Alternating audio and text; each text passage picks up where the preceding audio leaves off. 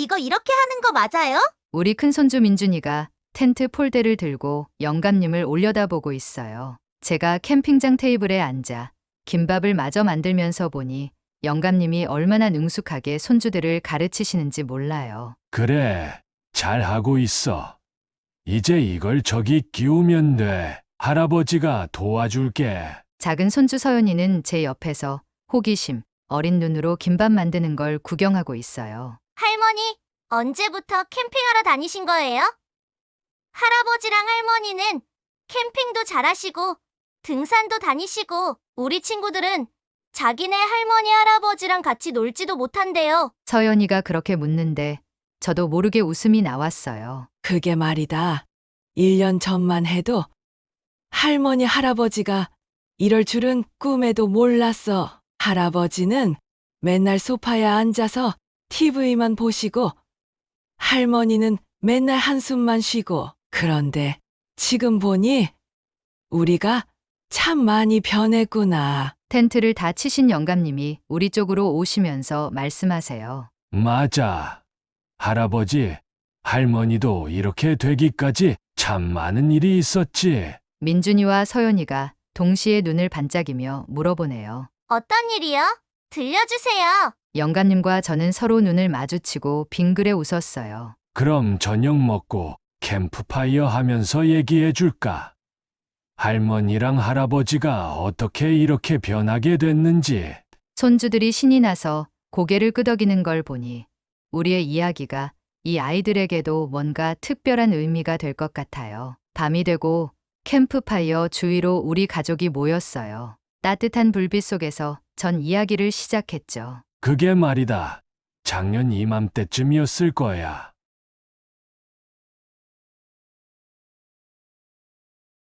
아이고, 맨날 똑같은 하루가 반복되네. 아침에 일어나서 밥 먹고 TV 보고 저녁 먹고 자고 우리 부부는 은퇴하고 나서 정말 무료한 나날을 보내고 있었어요. 영감님은 하루 종일 소파에 앉아서 리모컨만 만지작거리시고 전 식탁에서 신문을 넘기면서 한숨을 쉬고 있었죠. 영감님은 습관처럼 텔레비전 채널을 이리저리 넘기셨어요. 뉴스, 드라마, 예능. 딱히 흥미를 끄는 건 없으신 것 같았죠. 그나마 좋아하시는 스포츠 뉴스조차도 매번 비슷한 내용이라 영감님 표정이 점점 짜증스러워 보이셨어요. 여보, 우리 이렇게 사는 게 맞아? 이제 뭐라도 해야 하지 않을까? 제가 조심스럽게 말을 꺼냈는데 목소리에 지친 기색이 묻어났나 봐요. 요즘 들어 자주 하게 되는 말이었거든요. 뭘 해? 나이 들어서 뭐 어쩌겠다고. 그냥 조용히 살다가 가는 거지. 영감님은 시큰둥하게 대답하셨지만 전 알 수 있었어요. 영감님도 마음 한구석에서는 제 말에 공감하고 계시다는 걸요. 우리 영감님도 요즘 자신의 삶이 비어 있다고 느끼시는 것 같았거든요. 그러던 어느 날 저녁이었어요. 우리는 함께 텔레비전을 보고 있었는데 TV 속에는 나이 지긋한 부부가 등장했어요. 두 분이 손을 꼭 잡고 스카이다이빙을 하면서 환하게 웃고 계셨죠. 거침없이 하늘을 날아다니는 그분들의 모습이 정말 눈부셨어요. 저 부부 70이 넘었다던데. 스카이다이빙이라니 대단하네. 평소 감정을 잘 드러내지 않으시던 영감님도 감탄하시면서 말씀하셨어요. 흥미를 느끼신 것 같았죠. 저는 고개를 끄덕이면서 대답했어요. 그러게요. 저런 게 바로 사는 맛 아니겠어요? 우리도 저런 거 한번 해볼까요? 우리의 첫 번째 버킷리스트는 근처 산 정상에서 도시 야경 보기였어요. 하지만 이것조차도 영감님한테는 큰 도전처럼 느껴지시는 것 같았죠. 여보, 오늘 산에 올라가 볼까? 도시 야경 멋지대요. 산을 왜 올라가? 힘들게 그냥 여기서 사진 보면 되지. 영감님은 핑계를 대시면서 고개를 저으셨어요. 등산이란 단어 자체가 영감님 마음을 불편하게 한 것 같았죠. 젊었을 때도 산에 가는 걸 좋아하지 않으셨거든요. 하지만 전 단호했어요. 같이 가요. 둘이 같이 해야 의미가 있잖아요. 결국 영감님은 마지못해 등산화를 꺼내셨어요. 출발하면서도 계속 투덜대시긴 했지만요. 이게 다 당신 때문이야. 그냥 집에서 쉬면 될걸. 산으로 가는 길에서 우리는 예상치 못한 즐거움을 발견했어요. 전 주변의 나무와 꽃을 가리키면서 말했죠. 여보, 여기 봐요. 이 나무 진달래 맞죠? 봄 되면 얼마나 예쁠까요? 영감님은 투덜대시다가도 제가 손가락으로 가리키는 풍경을 보시면서 조금씩 마음이 누그러지시는 것 같았어요. 그러게, 이런 데는 꽃도 다르게 피네. 우리는 걸음을 멈추고 주변 풍경을 감상했어요. 작은 개울이 졸졸 흐르는 소리를 들으시더니 영감님이 말씀하셨죠. 여보, 이런 소리 들으니 마음이 좀 편안해지네. 전 미소 지으면서 대답했어요. 그러니까 제가 오자고 했죠. 이런 게 바로 자연의 힘이에요. 산길은 생각보다 가팔랐어요. 제가 앞장서서 걸었는데 영감님은 몇 걸음마다 숨을 몰아쉬시면서 뒤처지셨죠. 아이고, 다리야. 이게 무슨 고생이야. 영감님이 투덜대실 때마다 전 웃으면서 손을 내밀었어요. 여보, 조금만 더 올라가면 돼요.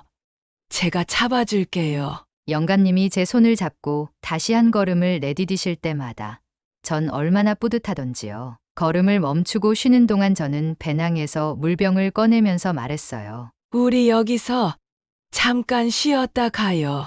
영감님은 물을 한 모금 마시시면서 고개를 끄덕이셨어요. 이제 조금 익숙해지는 것 같기도 하고, 그래도 집에서 TV 보던 게 더 편하긴 하지. 전 장난스럽게 영감님 어깨를 두드리면서 말했죠. 여보, 조금만 참아보세요.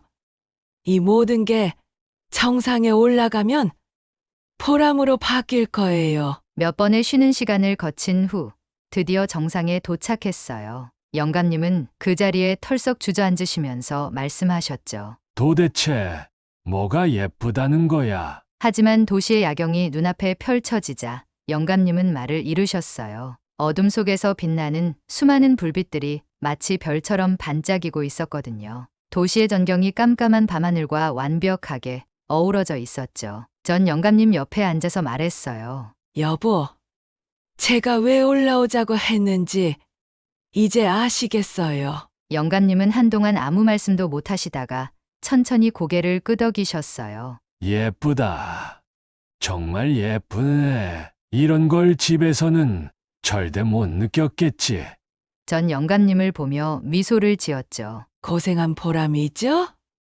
이런 게 바로 우리가 해야 할 이유예요. 그날 우리 둘은 정상에서 사진을 찍으면서 서로의 모습을 남겼어요. 영감님이 말씀하셨죠. 이 사진 우리 손주들한테 보여줘야겠어. 할아버지 할머니가 이렇게 멋지게 살았다고. 전 고개를 끄덕이면서 대답했어요. 그래요. 우리 손주들이 우리 보면서 용기를 얻으면 좋겠어요. 산을 내려오는 길에는 우리 둘 다 한층 가벼운 마음이었어요. 영감님이 말씀하셨죠. 여보, 나중에 또 이런데 오자. 다른 산도 가보고 싶네. 전 웃으면서 영감님 손을 꼭 잡았어요. 그럼요. 우리 이제 이런 거 자주 해요. 그날 밤 집으로 돌아와서 우리는 지친 몸을 이끌고 침대에 누웠어요. 영감님은 창밖을 보시면서 말씀하셨죠. 오늘 본 야경, 꿈에도 나올 것 같아. 전 미소를 지으면서 대답했어요. 그게 우리가 함께 만든 추억이잖아요. 그게 가장 소중한 거예요. 그날 이후 우리는 더 많은 도전을 위해 버킷리스트에 새로운 항목들을 추가하기 시작했어요. 우리는 다음 버킷리스트로 캠핑을 계획했어요. 이번에는 영감님도 조금 더 적극적이셨죠. 캠핑 가려면 뭐가 필요하지? 텐트랑 바비큐도 해 먹자오. 캠핑 준비는 생각보다 복잡했어요. 전 캠핑 용품을 구매하기 위해 인터넷을 뒤지면서 정보를 찾아봤죠. 여보, 이 텐트 어때요? 설치하기도 쉽대요. 영감님은 화면을 들여다보시면서 고개를 갸우뚱하셨어요. 이게 진짜 설치가 쉬울까? 우리 해보다가 밤새 텐트만 치는 거 아냐? 결국 우리는 가장 초보자용으로 추천받은 텐트를 샀어요. 캠핑용 조리기구와 침낭까지 한가득 장바구니에 담으면서 우리는 설렘 반 걱정 반으로 캠핑 준비를 마쳤죠. 캠핑 당일 우리는 짐을 한가득 차에 실었어요. 아이고, 우리 캠핑 가는 거 맞아? 이삿짐 옮기는 거 같네. 영감님이 웃으시면서 말씀하셨죠. 캠핑장에 도착하자마자 우리는 텐트를 설치하기 시작했어요. 하지만 설명서를 보면서도 어디서부터 시작해야 할지 막막했죠. 영감님이 투덜대셨어요. 아니, 이게 왜 이렇게 복잡한 거야? 전 설명서를 들고 침착하게 말씀드렸어요. 잠깐만 기다려 보세요.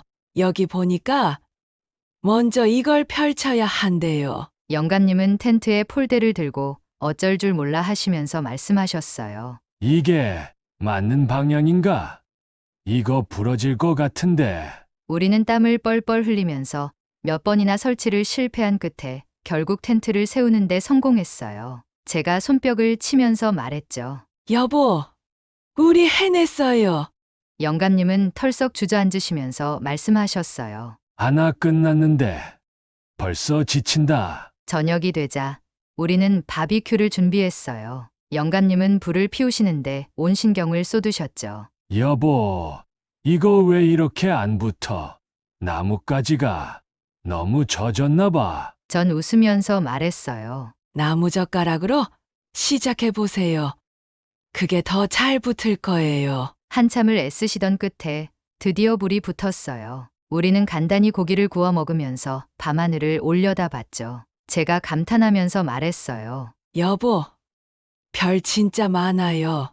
우리 집 근처에서는 이렇게 못 파는데. 영감님도 고개를 끄덕이시면서 말씀하셨어요. 그러게, 이거 보려고 힘들게 텐트도 치고 불도 피운 거잖아. 우리는 서로를 바라보며 미소를 지었어요. 그 순간만큼은 모든 고생이 보람으로 느껴졌죠. 우리의 다음 큰 도전은 해외여행이었어요. 우리는 평생 한 번도 비행기를 타본 적이 없었거든요. 첫 목적지로 파리를 정했죠. 여권 준비는 의외로 쉽지 않았어요. 영감님이 사진관에서 찍은 여권 사진을 보시고는 투덜대셨죠. 왜 이렇게 내 얼굴이 나이 들어 보이는 거야? 넌 피식 웃으면서 말했어요. 여보, 그게 현실이에요. 이제 인정하고 멋지게 다녀와요. 우리는 온라인으로 항공권을 예약하는데도 애를 먹었어요. 제가 한참 동안 키보드를 두드리면서 말했죠. 여기서 출발 날짜 고르고, 공항 코드가 뭐였지? 영감님이 한숨을 쉬시면서 말씀하셨어요. 이거 너무 복잡하네. 그냥 여행사 맡기는 게 낫겠어. 하지만 전 고집스럽게 모든 걸 직접 해내겠다고 결심했어요. 우리도 배워야죠. 계속 남들한테 맡기기만 하면 안 돼요. 여행 가방을 싸는 날, 전 체크리스트를 작성했어요. 치약 챙겼죠? 여보, 이건 넣었어요? 영감님은 손사래를 치시면서 말씀하셨어요. 아, 너무 많이 챙기면 짐 무거워질 텐데. 이거 꼭 필요해? 결국 출발 당일, 우리는 공항에 도착하면서 설렘과 긴장감에 휩싸였어요. 보안 검색대를 지날 때 영감님은 불편한 표정으로 말씀하셨죠. 아이고, 이거 왜 이렇게 까다롭게 하냐? 비행기 안에서는 모든 게 새로웠어요. 영감님은 창가 자리에 앉아 창밖을 바라보시면서 감탄하셨죠. 저게 구름이야. 정말로 천사가 나올 것 같아. 기내식이 나오자 영감님은 음식을 보시고 고개를 갸웃하셨어요. 이거 뭐야? 너무 작잖아. 전 웃으면서 말했어요. 그래도 다 경험이에요. 우리가 이렇게 멋진 여행을 시작한 거라고요. 샤를 드골 공항에 도착했을 때부터 우리는 완전히 다른 세상에 온 것 같았어요. 영감님은 입국장에서 여권 심사를 받으실 때부터 긴장하셨죠. 여보, 이거 우리 여권 맞나? 무슨 잘못 들어온 것처럼 쳐다보네. 입국 심사관이 영감님을 빤히 쳐다보면서 something 뭐라고 물어봤는데 우리 둘 다 당황해서 서로 얼굴만 쳐다봤죠. 다행히 뒤에 있던 한국 학생이 통역을 해줘서 무사히 통과할 수 있었어요. 공항에서 호텔까지 가는 길도 쉽지 않았어요. 택시기사님은 영어도 못 알아듣고 우리가 준비해간 호텔 주소를 보여드려도 계속 뭐라고 하시더라고요. 영감님은 땀을 뻘뻘 흘리시면서 구글 지도를 보여드렸는데 그제서야 이해하신 것 같았어요. 아, 맞다. 이제 알았어요. 택시기사님이 환하게 웃으시면서 고개를 끄덕이시더라고요. 호텔에 도착해서도 우여곡절이 있었어요. 체크인 시간이 한참 남았다고 기다리라고 하는 것 같은데 그것도 한참을 알아들을 수가 없었죠. 로비에 앉아서 기다리는데 영감님이 한숨을 쉬시더니 말씀하셨어요. 여보, 이거 우리가 너무 무모한 도전을 한 거 아냐? 아니에요. 우리가 여기까지 왔잖아요. 이제 익숙해질 거예요. 겨우방에 들어가서 짐을 풀고 나니 벌써 저녁이었어요. 두 사람 다 피곤했지만 파리의 첫 저녁을 호텔에서만 보내기는 아쉬워서 근처 산책을 나가기로 했죠. 거리에는 이미 많은 사람들이 나와 있었어요. 카페마다 사람들이 테라스에 앉아 와인을 마시고 있었고 거리 악사들의 음악이 여기저기서 들렸죠. 모든 게 우리가 살던 곳과는 달랐어요. 저녁을 먹으러 레스토랑에 들어갔는데 메뉴판을 보자마자 또 막막해졌어요. 영어로 된 메뉴도 하나도 없고 전부 프랑스어 뿐이었거든요. 결국 우리는 다른 손님들이 시키는 걸 손가락으로 가리키면서 주문했어요. 이게 뭔지는 모르겠지만 맛있어 보이니까 적어요.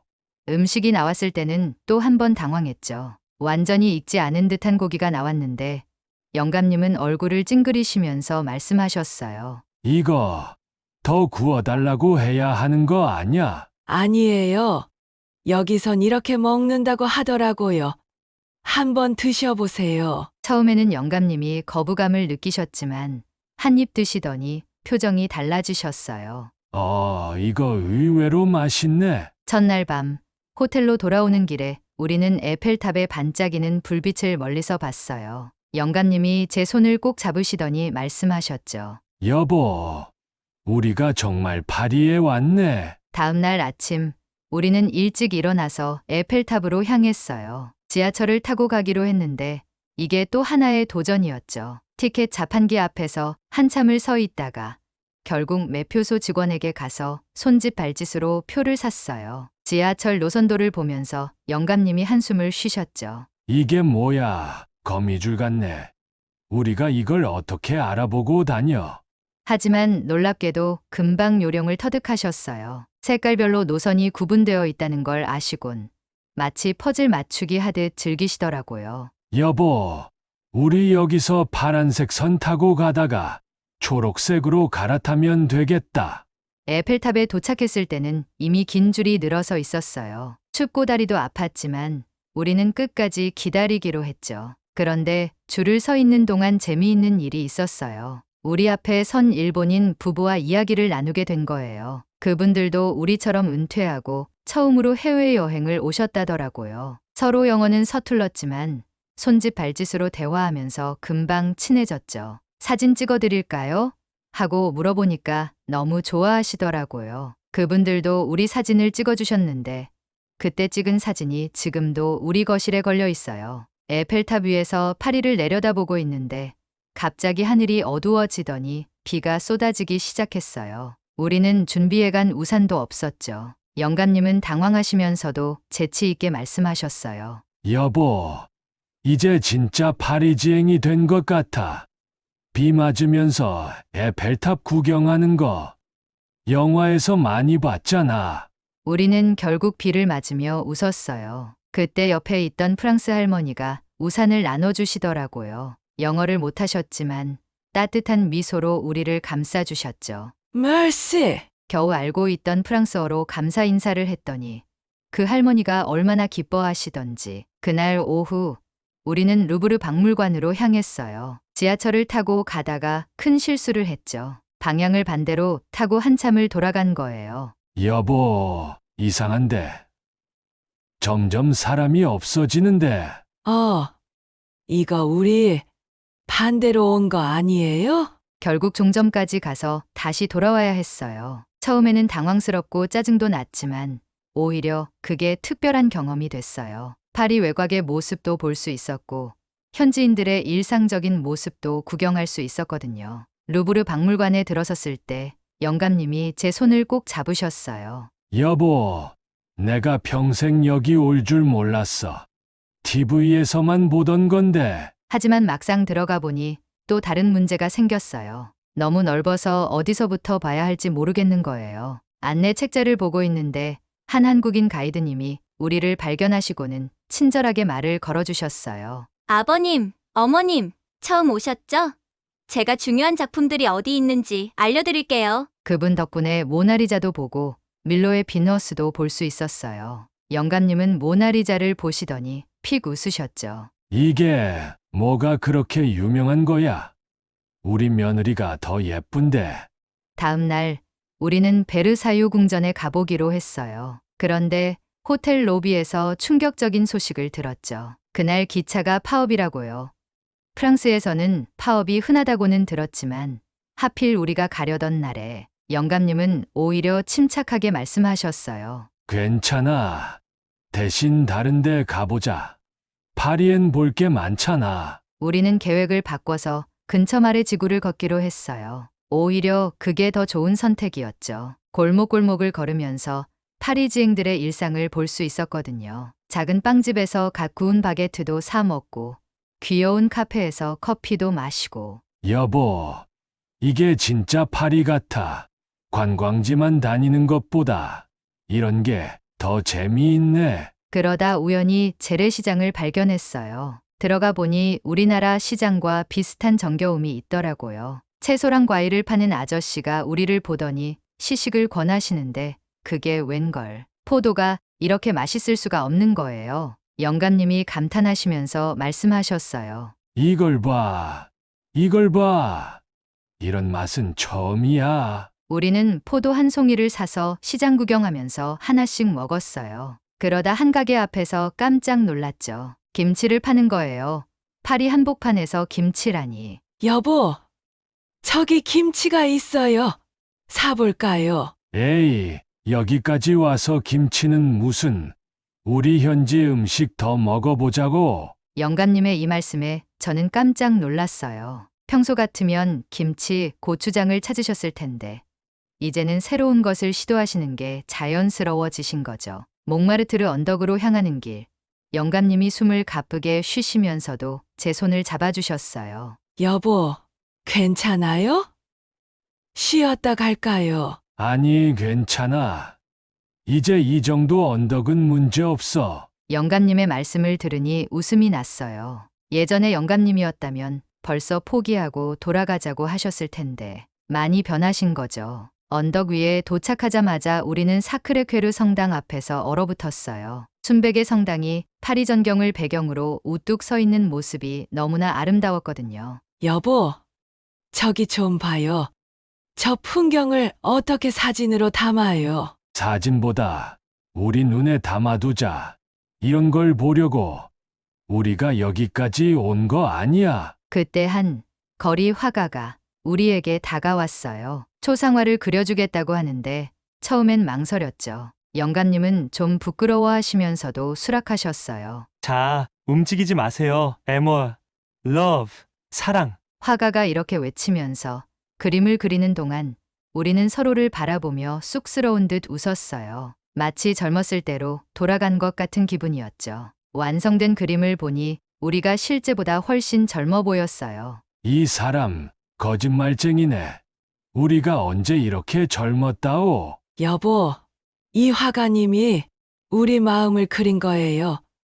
우린 지금도 충분히 젊어요. 파리의 마지막 밤, 우리는 세느강 유람선을 타기로 했어요. 해가 저물기 시작할 때였죠. 배에 오르면서 영감님이 제 허리를 살짝 잡아주시는데 갑자기 가슴이 찡해졌어요. 여보, 기억나요? 우리 처음 만났을 때 그럼 한강 유람선 탔었지. 그때는 우리가 이렇게 파리까지 와서 배를 타게 될 줄 몰랐지.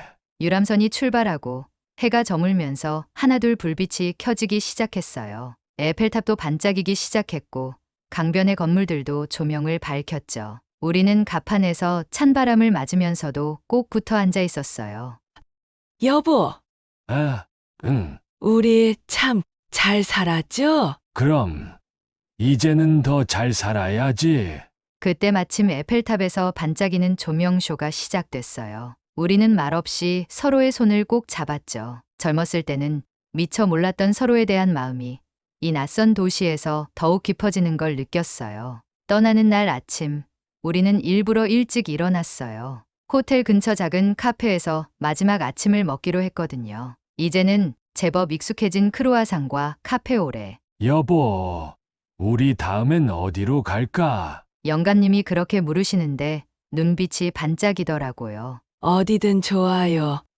우리 같이 가면 되니까. 비행기 타는 시간까지 몇 시간이 남아서 우리는 호텔 근처를 천천히 걸었어요. 일주일 전만 해도 낯설기만 했던 거리가 이제는 정답게 느껴지더라고요. 여보, 저기 빵집 아저씨, 우리 알아보고 인사하네. 매일 아침 들렀던 빵집 주인이 환하게 웃으며 손을 흔들어 주셨어요. 우리도 서툰 프랑스어로 인사를 했죠. 공항으로 가는 택시 안에서 영감님이 조용히 말씀하셨어요. 여보, 나 이제 알겠어. 뭐를요?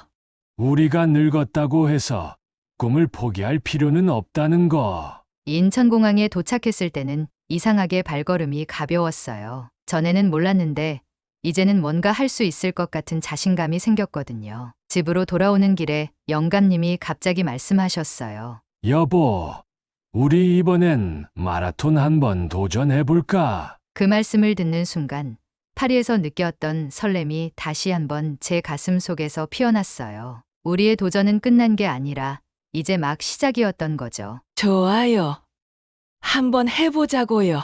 그래서 할아버지가 마라톤을 하시게 된 거예요? 서연이가 눈을 동그랗게 뜨고 물어보네요. 그렇지.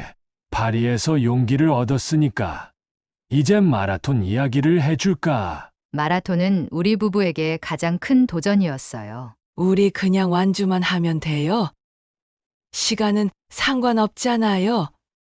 끝까지 한번 걸어보자고요. 전 인터넷에서 마라톤 초보자를 위한 훈련 일정을 찾아냈고 매일 조금씩 연습하자고 제안했어요. 첫날 아침 영감님은 운동복을 입고 공원에 나오셨어요. 여보, 나 지금도 숨이 차. 이걸 어떻게 해? 전 웃으면서 말했죠. 처음엔 천천히 걸어도 돼요. 중요한 건 꾸준히 하는 거예요. 우리는 1km를 걷는 것으로 시작했어요. 영감님은 한 걸음 한 걸음이 무겁게 느끼시는 것 같았죠. 이게 뭐 하는 짓인가 싶다. 그냥 집에서 TV나 볼걸. 전 영감님의 손을 잡으면서 말했어요. 여보, 조금만 참아보세요. 우리 목표는 완주잖아요. 시간이 지나면서 영감님은 조금씩 자신감을 얻으시기 시작했어요. 1km 걷기에서 3km 걷기로, 그리고 천천히 조깅까지 도전하게 되셨죠. 영감님은 아침마다 땀을 흘리시면서 말씀하셨어요. 이게 내 몸을 움직이게 만드는 기분이 이런 거였구나. 드디어 마라톤 당일이 되었어요. 우리는 이른 아침부터 준비를 시작했죠. 영감님은 옷을 입으시면서 긴장된 표정을 지으셨어요. 여보, 이거 진짜 할 수 있을까? 전 밝게 미소 지으면서 말했어요. 우리가 얼마나 연습했는데요. 완주가 목표잖아요. 시간 신경 쓰지 말고 천천히 해요. 출발선에 서 있을 때 영감님은 주변 사람들을 둘러보셨어요. 각양각색의 사람들이 있었죠. 젊은 사람부터 나이가 지긋한 사람까지 모두가 자신의 페이스로 준비하고 있었어요. 저 사람들 보니 용기가 생긴다. 우리도 할 수 있을 거야. 영감님이 말씀하셨어요. 총성이 울리면서 마라톤이 시작됐어요. 우리는 천천히 걷기 시작했죠. 영감님은 처음에는 주변 풍경을 즐기시면서 여유를 부리셨어요. 그러나 점점 거리가 늘어나자 표정에 힘든 기색이 나타나셨죠. 여보, 다리 아파. 여기서 그냥 포기하면 안 될까? 전 멈추지 않고 걸으면서 말했어요. 여보, 여기까지 온 게 얼마나 대단한 건데요. 조금만 더 가요. 제가 옆에 있잖아요. 제 말에 힘을 얻으신 영감님은 다시 한 걸음을 내디디셨어요. 그렇게 조금씩 걷고 뛰면서 우리는 결승선에 가까워졌죠. 결승선이 보이기 시작하자 영감님의 눈에 눈물이 고이셨어요. 여보, 우리 진짜 해냈어. 저도 감격에 찬 목소리로 대답했죠. 그러게요. 우리가 이렇게까지 할 수 있을 줄 몰랐죠. 우리는 서로 손을 잡고 마지막 몇 미터를 뛰었어요. 결승선을 넘는 순간 주변에 환호 소리가 들렸죠. 영감님은 숨을 헐떡이시면서 말씀하셨어요. 이게 바로 사는 맛인가 봐. 전 영감님의 손을 꼭 잡으면서 대답했어요. 우리 진짜 잘했어요. 이건 평생 잊지 못할 거예요. 우리는 완주 메달을 목에 걸고 서로를 바라보며 활짝 웃었어요. 그 순간만큼은 세상 무엇과도 바꿀 수 없는 기쁨이 느껴졌죠. 마라톤을 완주하고 집으로 돌아왔을 때 우리는 메달을 목에 건 채로 소파에 앉았어요. 서로를 바라보면서 영감님이 깊은 숨을 내쉬시더니 말씀하셨죠. 여보, 우리 참 대단한 일을 해냈네. 전 고개를 끄덕이면서 대답했어요. 그렇죠? 우리가 이렇게 뭔가를 끝까지 해낼 줄은 몰랐어요. 영감님은 손에 든 메달을 바라보시면서 말씀하셨어요. 이건 그냥 메달이 아니라 우리 노력의 증거 같아. 우리 나이에도 이런 걸 해낼 수 있다니. 전 웃으면서 말했죠. 이제 다른 것도 할 수 있을 것 같아요. 우리가 포기하지 않으면 뭐든 할 수 있을 거예요. 그날 밤 우리는 잠들기 전에 다시 버킷리스트를 펼쳤어요. 영감님이 조심스럽게 말씀하셨죠. 여보, 여기 있는 것들 다 해볼까? 하나씩 천천히. 전 미소를 지으면서 대답했어요. 그럼요. 다음엔 우리 손주들이랑 캠핑도 가고 언젠가는 아시아도 여행 가요. 영감님은 제 손을 꼭 잡으시면서 말씀하셨어요. 좋아. 우리 계속 이렇게 함께 해보자. 창밖에는 밤하늘의 별이 반짝이고 있었어요. 영감님은 창을 바라보시면서 중얼거리셨죠. 이제야 알겠어. 인생은 한 번뿐이니까 이렇게 최선을 다해 살아야 하는 거야. 전 영감님의 말씀을 듣고 조용히 고개를 끄덕였어요. 맞아요. 우리가 해낸 모든 게 결국 우리 삶을 더 빛나게 했어요. 우리는 서로를 바라보며 웃었어요. 우리의 모험은 끝이 아니라 이제 막 시작되고 있었죠. 삶의 마지막 장을 새롭게 채워가는 우리 부부의 모습은 그 자체로 아름다웠어요. 여러분, 이렇게 제 이야기를 들어주셔서 감사해요. 우리 부부의 버킷리스트 도전기가 여러분께 작은 위로와 용기가 되었기를 바랍니다. 나이가 들었다고, 늦었다고 생각하지 마세요. 저희도 처음에는 두려웠어요. 하지만 한 걸음씩 나아가다 보니 이렇게 멋진 추억들이 쌓였네요. 혹시 지금 망설이고 계신다면 오늘부터 시작해보세요. 등산이든 여행이든 운동이든 뭐든 좋아요. 중요한 건 첫 발걸음을 내딛는 거예요. 더 많은 이야기는 다음 영상에서 찾아뵙도록 할게요. 구독과 좋아요, 알림 설정도 잊지 마시고요. 여러분의 도전을 응원합니다. 감사합니다.